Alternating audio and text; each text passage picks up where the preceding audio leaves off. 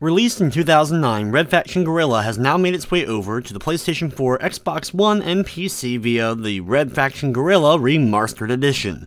But is this trip to the Red Planet worth going ape over, or is this war-torn planet not worth visiting?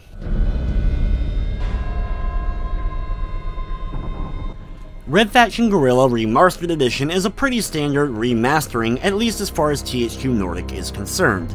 There's not a lot of extra bells and whistles, but the game ran smooth for the most part. Red Faction Guerrilla itself, though, is a very much fun, open world game with tons of things to destroy and a lot of mayhem to be had.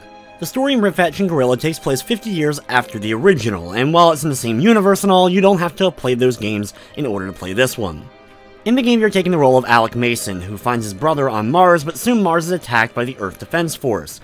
You end up working with Red Faction, a rebel group, in order to try to stop them. You basically are armed with a hammer, explosives, and a little bit of firearms, and you're setting off to destroy all of their infrastructure. There's a lot of vehicles to destroy and lots of buildings to blow up as well. The game is very much open world, though you're only in a very small section of the world as you start off. Basically, you have to take down the EDF in each area. As you take them down in one area by completing the side quest and eventually the main quest, destroying random buildings here and there, you'll start to weaken their defenses, and once you've taken over enough of the area, you'll be able to fully control it and move on to the next area, so on and so forth until you end up completing the game. While there is a fair amount of missions and plenty of hours you'll be able to put into the game, the repetitiveness of the missions starts to set in relatively quickly. By the time you make it just a little bit in, you'll start to see these same styles of missions so many times, you'll start to yawn. It doesn't mean that the game still can't be fun, but without proper progression as far as giving you enough new things to do, you could only see a building explode so many times before it loses its luster. The AI in the game, especially with certain enemies, can just kind of be relentless, but not in a fun way where you're kind of coming up with creative ways to get past them, but more like you're playing a bad game of kill the guy with the ball, and you're the guy with the ball and they swarm on you like a dog pile. When it comes to the game's controls, even after hours of playing, I was never quite comfortable. Switching weapons can sometimes be a bit on the awkward side.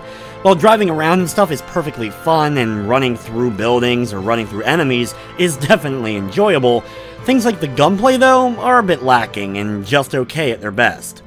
Now, while the main missions may get a bit tedious, there is at least some other things to do. There is multiplayer included in the game, so you can jump online to play with some friends, as well as there's plenty of collectibles to keep an eye out for. You're able to upgrade all the weapons in your inventory, and you get new weapons throughout the game, so you at least get to have some fun and experimenting with some new destructive forces as you make it farther through the game, even when the missions start to become a bit on that tedious side. From the technical side of things, though, I'm happy to report no crashes or other major bugs. Red Faction Guerrilla Remastered is available now on the PS4, Xbox One, and PC for $29.99. The original version of the game is available on PS3, Xbox 360, and PC, and was released back in 2009. There is a Platinum trophy on PS3 and PS4, and it's a separate list, so if you have the Platinum on PS3, you can get another Platinum on the PS4. Overall, Red Faction Guerrilla is a fun, open-world game with a lot of destructible environments. Great to kind of pick up and play for 20 minutes to an hour, but once you start to grind out mission after mission after mission, it may start to become a bit tedious after just a couple of hours of play.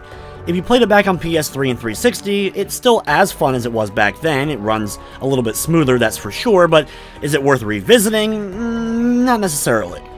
With all that said, though, I'm going to be giving Red Faction Guerrilla Remastered a 7 out of 10. And that's going to wrap up this review. I'd like to thank you for watching, and of course, I hope you enjoyed.